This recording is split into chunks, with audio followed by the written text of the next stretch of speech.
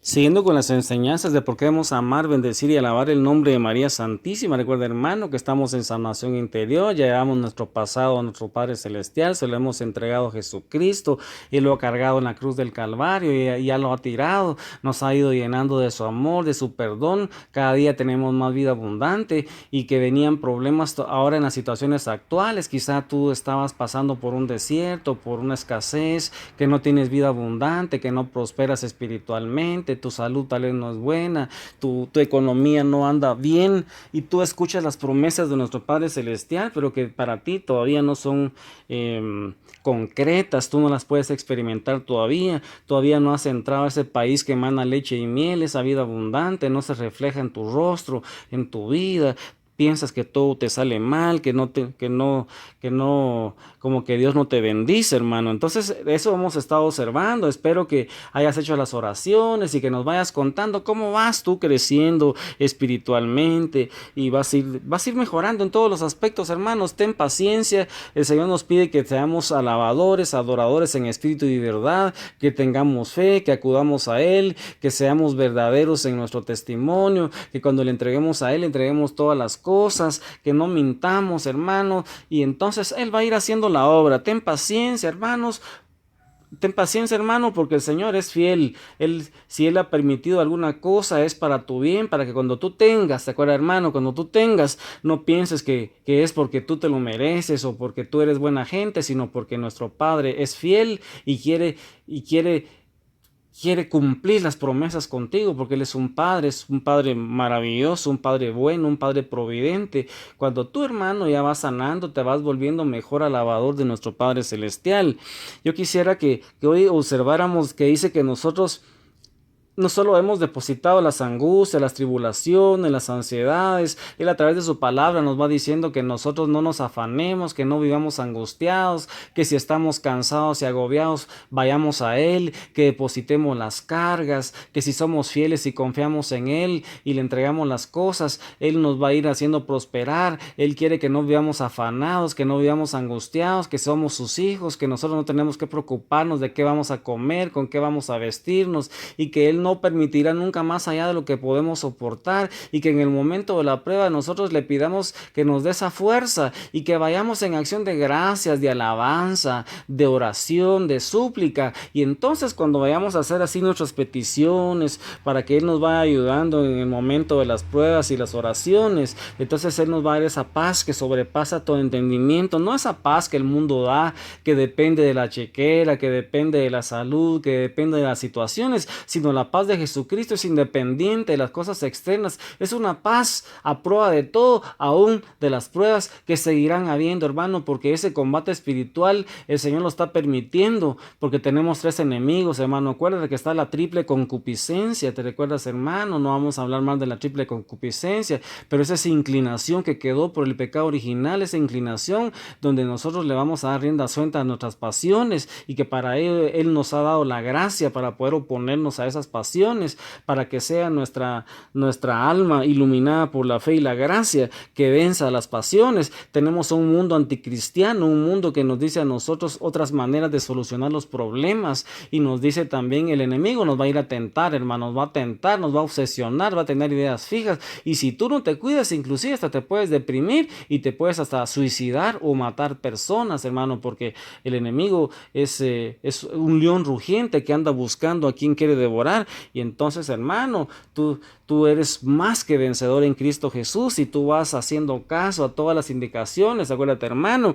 que tenemos que ir renovando nuestra forma de pensar, renovar la forma de pensar. Nos dice a nosotros la carta a los Romanos capítulo 12, versículo 1 al 2. Memoriza esos textos, hermano, porque el Señor nos dice que no nos amoldemos a los criterios de este mundo y transformemos nuestra mente a través de cambiar nuestra forma de pensar y eso solamente lo vamos a ir haciendo a través de la palabra, hermano. Acuérdate que Filipenses 4:8 es otro versículo que hay que memorizar, donde tenemos que pensar en cosas positivas, porque si pensamos en cosas negativas, entonces, hermano, nos vamos a deprimir. Entonces, hoy el Señor nos pide a nosotros que tengamos gozo en medio de las pruebas, hermano. Mira, en la prueba tenemos que estar alegres. Recuerda, hermano, Filipenses 4:7 dice, donde Pablo nos insiste a nosotros, les dice, estén alegres Estén siempre alegres, se lo repito, estén siempre alegres, hermano. Y entonces uno dice, pero en esta tribulación, en esta prueba, en esta angustia, en esta soledad, donde nadie me llama, donde nadie me ofrece nada,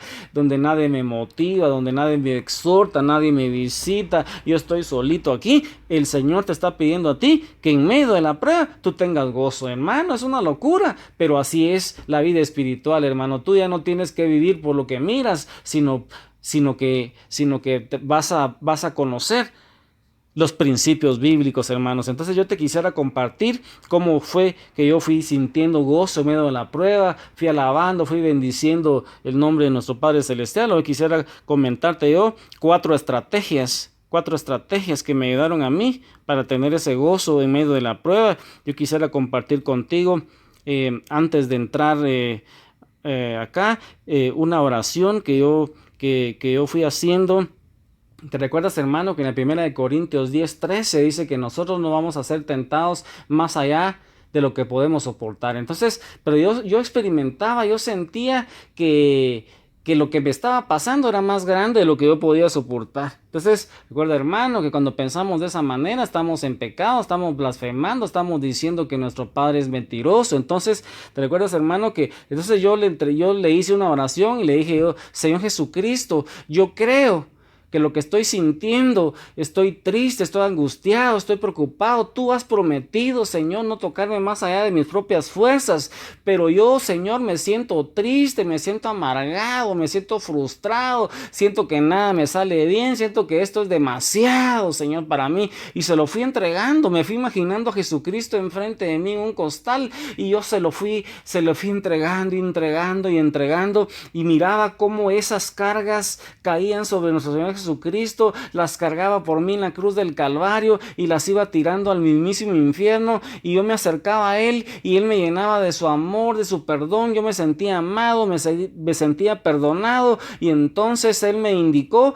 que tenía que perdonar al Padre Celestial por las veces que yo creía que Él no me amaba, que Él no me hacía caso, que era injusto conmigo. Y entonces yo le dije, con el amor y perdón que el Señor me fue llenando a mí, y después de haber entregado yo las cargas a mi Padre, a Jesucristo, yo le dije, Padre Celestial, yo a ti no te puedo perdonar porque yo siento que tú no me oyes, no me haces caso, yo siento que tú a mí no me das esa vida abundante, yo siento que esto que está aquí escrito no es para mí. Y le fui descargando a Él lo que yo ya había descargado en Jesucristo. Le había entregado sus emociones, esos sentimientos, y le dije, Señor, pero yo ya entregué a Jesucristo ese dolor, esos sentimientos, esa frustración, esa amargura, esa falta de prosperidad, esa falta de salud, ya se la entregué a Jesucristo. Y con ese amor y perdón que Jesucristo me está dando, yo decido, recuerda, hermano, que la decisión, el perdón, la fe, son decisiones que tú tienes que tomar. No tienes que sentir ganas de hacerlo, pero yo, Padre Celestial, decido en el nombre de Jesús perdonarte a ti por las veces que yo creí que tú no me escuchabas, que tú no me hacías caso.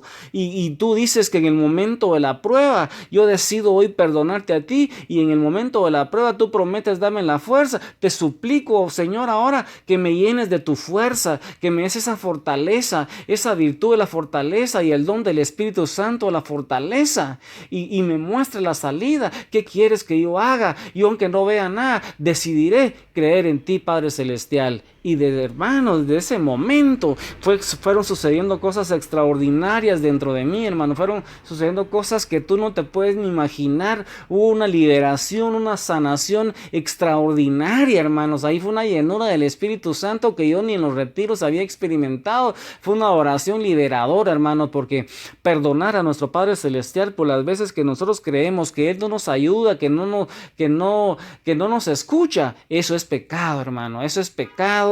Eso es una blasfemia. Si tú, hermano, necesitas perdonar a tu Padre Celestial por las veces que tú has creído que Él no te escucha, que se murió tu abuelita, que no hizo caso a la oración, yo no sé cuál es la ansiedad que tú tienes, pero si tienes que reconciliarte con tu Padre Celestial, ese es el momento. Aunque no es el momento hoy del perdón, vamos a hablar del perdón posteriormente. Vamos a hablar del perdón a Dios mismo, perdón hacia nosotros mismos, perdón hacia los demás. Y entonces, hermano, también la otra cosa que hice yo ahí fue, y perdóname tú a mí también, Padre Celestial, por haber creído en eso. Porque yo no soy quien para perdonarte a ti, pero en el nombre de Jesús yo decido hoy hacerlo por las veces que yo me creía abandonado de ti, hermano. Yo sabía, Padre, porque yo sabía que eso era una blasfemia, pero no podía callar lo que estaba sintiendo, hermano. Recuerda que nuestro Padre no nos va a condenar por lo que sintamos, solamente si nosotros perseveramos y seguimos creyendo en eso, hermano. Entonces el otro texto, ¿te recuerdas que Filipenses 4:4 al 7, en ese texto nos dice que tenemos que ir a nuestro Padre en acción de gracias? Y entonces yo le hice una oración así y le dije: Padre Celestial, yo no te puedo dar gracias a ti porque no tengo trabajo, porque estoy enfermo, porque nada me sale bien. Tú me pides aquí que yo me alegre, pero yo no puedo alegrarme porque no quiero alegrarme, porque no tengo ganas de hacerlo. Pero en tu nombre, Padre Celestial, por amor a ti, por obediencia a ti, decido desde lo más profundo de mi ser, darte gracias y alabarte y bendecirte aún por estas cosas que no tengo, Padre Celestial. Yo decido hacerlo por amor a ti, por obediencia a ti. Lo hago en el nombre de Jesús, porque yo he entregado todas esas cargas, esas ansiedades, ese dolor, esa frustración, yo le entregué, y ahora yo decido por amor a ti, por obediencia a ti, bendecirte, alabarte, porque ese es el camino para bendecirme. Ahora dame esa paz que sobrepasa todo entendimiento, hermanos. Y eso fue mágico, esas oraciones, hermano, verdaderamente fueron haciendo un gran crecimiento en mi vida, y eso es lo que quiero compartirte, hermano, porque empezó la llenura del Espíritu Santo, empezaron a aparecer los dones extraordinarios, una oración poderosa, hermano. Parecía que si yo pedía algo, ya mañana se me resolvían las cosas. Era tan grande la situación, la palabra empezó a cobrar vida. Yo empecé a entender estos textos, hermano, que yo antes no sabía cómo aplicarlos a mi vida. Entonces, hermano, en fin, entendiendo que nuestro Padre Celestial quiere que nosotros tengamos gozo aún en medio de las pruebas, aún en medio de las tribulaciones, hermano. Entendí que pasar por el desierto era necesario. Empecé a entender que como decía San Pablo, es necesario pasar por pruebas y tribulaciones para entrar al reino de Dios. Te tengo esa noticia, hermano. Yo quisiera decirte que no es necesario, pero nuestro Padre Celestial, el método que utiliza se llama quebrantamiento espiritual. Cuando tú, hermano, estás en el desierto y verdaderamente alabas, bendices, agradeces, perdonas y te vas sanando, vas entregando en nuestro Señor Jesucristo todas esas ansiedades. Hermano, verdaderamente tú vas a ir creciendo espiritualmente, vas a tener vida abundante, los dones van a aparecer, tú vas a poder aconsejar a los demás y te va a ir bien, hermano. Anímate. Entonces, nuestro Padre nos dice a nosotros que tengamos gozo en medio de las pruebas, hermano. Mira, es una locura, pero es que nuestro Padre Celestial sí sabe, hermano. Él sabe mucho más que tú y yo. Muchas veces nos preguntamos: si Dios me ama tanto, ¿por qué me tiene en esta situación tan difícil? Yo no sé si tú te has preguntado, hermano, eso. Si te has preguntado si te ama tanto, ¿por qué te tiene en esa situación tan difícil? ¿Por qué no me saca de esta prueba? ¿Por qué tengo tantas tentaciones? ¿Por qué no me hace algo? Etcétera. Y las preguntas y los porqués. Y entonces, hermano, lo que tú tienes que preguntarte ahí no es por qué, sino para qué te está permitiendo eso. Y ese para qué, hermano, yo te lo he compartido casi en 3, 4 predicaciones. Yo pensé que solo una iba a salir, pero verdaderamente, hermano, esto es tan maravilloso que te puede ayudar tanto que nos hemos detenido. Él ya hizo, hermanos. Cuando Dios nos creó a nosotros, su intención era que viviéramos en el paraíso, y nos dio la capacidad de vivir en ese ambiente, ahí en el paraíso, ahí nos dio esa capacidad. Nunca tuvo en sus planes que nosotros viviéramos en un ambiente como el que nos encontramos ahora, hermano, así lleno de conflictos, peleas, disputas, catástrofes, separaciones, angustias. Hermano, su plan era que nosotros permaneciéramos en el paraíso. Ese era el plan de nuestro Padre Celestial, donde fuera paz. Ahí hubiera gozo, entendimiento, hubiera comprensión. Ese era el plan original que nuestro Padre Celestial tenía para nosotros, hermanos.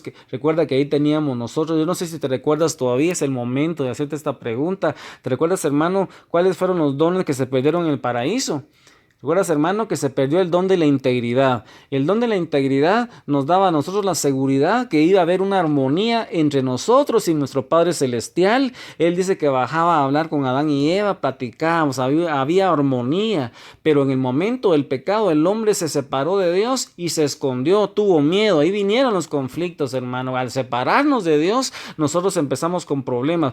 También se perdió el don de la inmortalidad, por lo cual morimos, y también se perdió, ¿te recuerdas cuál es el otro don? El don de la impasibilidad, y por medio de ese don que nosotros ya no tenemos ahora, entró el sufrimiento y entró la enfermedad, vinieron los problemas, las tensiones, los conflictos. O sea que ese no era el plan de nuestro Padre. Y además, hermanos, se perdió la gracia. La gracia es la habitación de ese organismo sobrenatural en nosotros, y la Trinidad ya no vivía en el Espíritu. Entonces nosotros nacemos espiritualmente muertos, hermanos. Necesitamos renacer del agua y del Espíritu, necesitamos del bautismo. Recuerda, hermano, que eso fue lo que el Padre, que Jesucristo le dijo a Nicodemo en Juan 3:13. Entonces, con esta meditación, con este canto, vamos a entrar en oración de sanación interior, hermano. Recuerda que si sanamos, vamos a tener vida abundante.